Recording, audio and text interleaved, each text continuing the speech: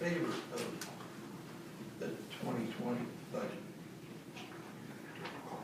Oh, roll call, I'm sorry. Mr. Blumenkamp. Here. Mr. Campo. Here. Mr. Morton. Here. Mr. Raftopoulos. Here. Mr. Orkazi. Here. Ms. Thomas Jackson. Here. Mr. Verdu. Okay. Now, is there anyone that wishes to speak in favor of the 2020 budget? Is there anyone here to speak in opposition to the 2020 budget? Is there anyone here who would like to submit their comments in writing? Is there anyone? Close the public hearing. Okay, we're going to close the public hearing.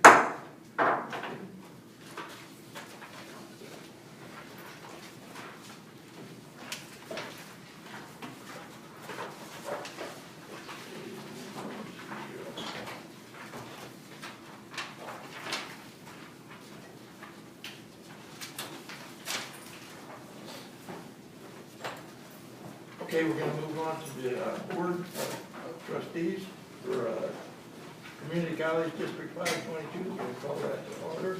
Please join me in the pledge. Pledge allegiance to the flag of the United States of America and to the republic for which it stands, one nation, under God, indivisible, with liberty and justice for all.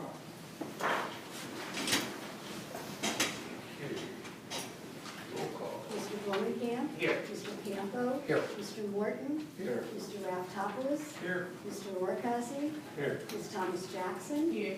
Mr. Verdu. Okay.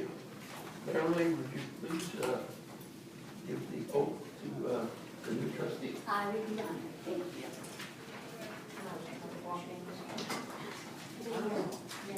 What time you coming in? Just in time. Just in time. I think my car.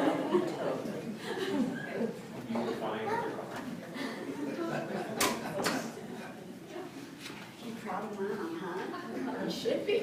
This is a big deal. Have a seat. Okay. Oh,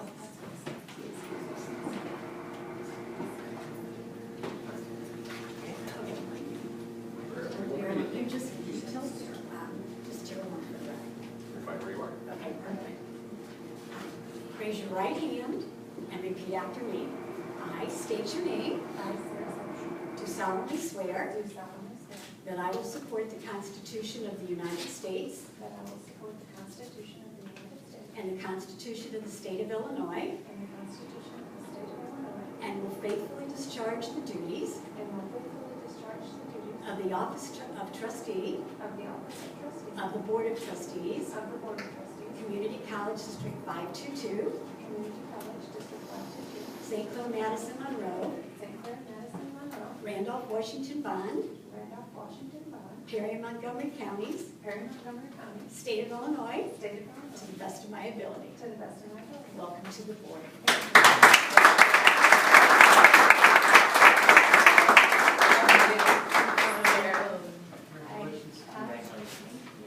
Congratulations.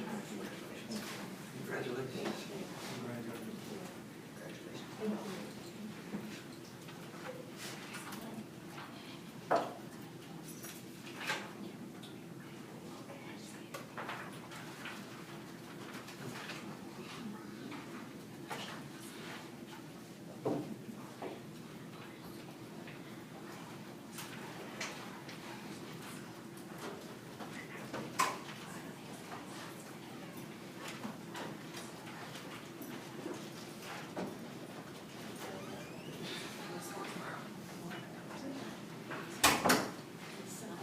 Inside of this folder, Sarah, is your book.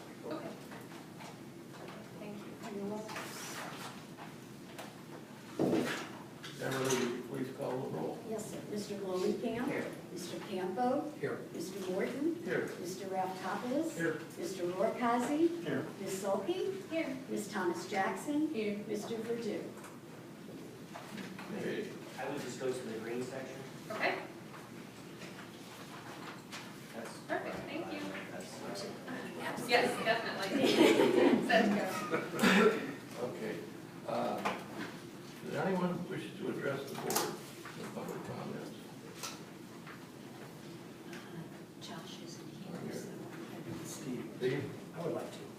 I'd like to preface this statement first by speaking that Garrett and I are in correspondence back and forth on an issue, and right now this is just a difference of opinion and maybe interpretation, but I don't know, but we're going to go a little further in discussing this. We just didn't get a chance to talk about it, but I'd like to talk about this.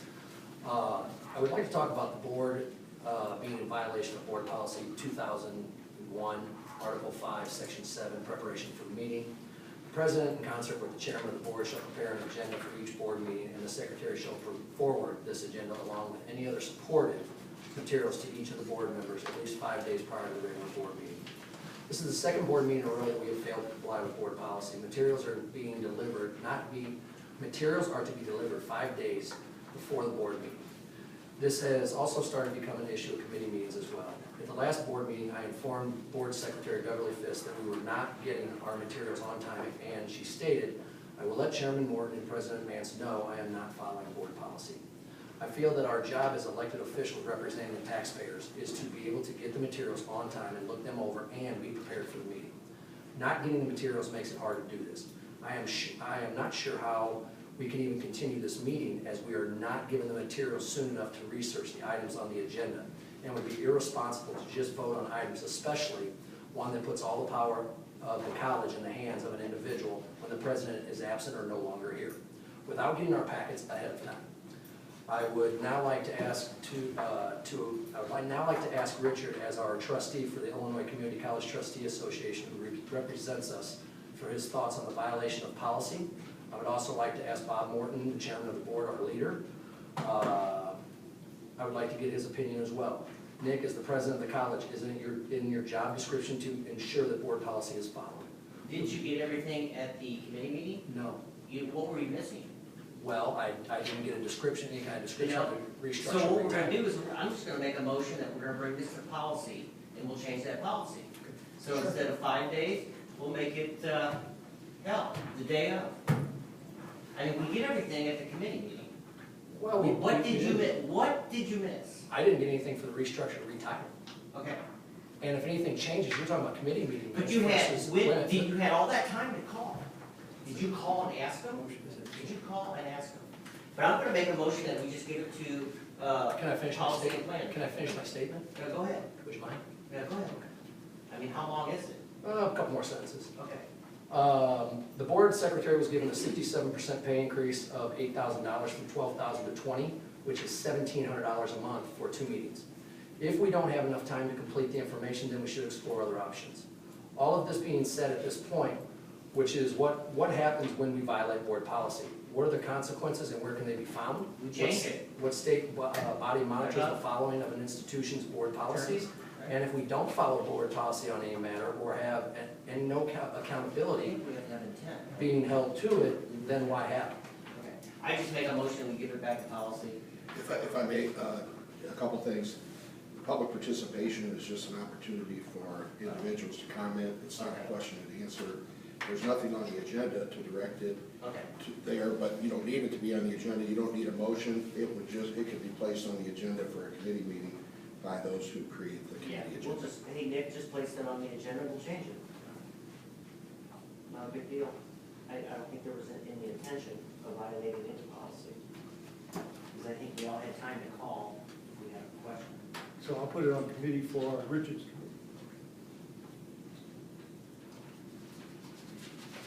All right. Finished? Okay. No one else has anything? What do you think? Okay, we'll move on to the consent agenda then. We've got the approval of the minutes for the regular board meeting, August 28, 2019, and the executive session of the regular board meeting of August 28, 2019. Yeah, can we go to executive session to talk about executive session or not? If you wanted to discuss the executive session, then you would have to go into executive session, yes. I make a motion to go to executive session to discuss the executive session minutes. Have a And second? we'll make it quick. A second? I'll second. A motion and a second. Bear with me 1 second. I'm going to cite the section of the act under which